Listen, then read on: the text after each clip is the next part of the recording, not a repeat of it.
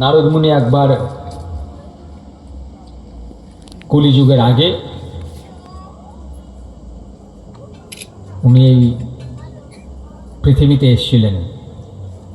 তো পৃথিবীতে এসে উনি চেষ্টা করলেন লোকদেরকে প্রচার করার জন্যে, যাতে ভক্তিতে আসতে পারে, বুঝতে পারে।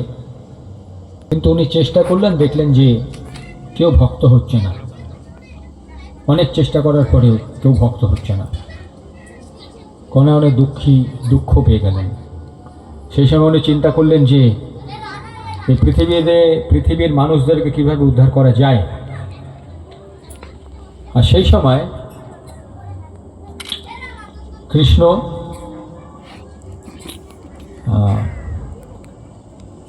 রুক্মিণীর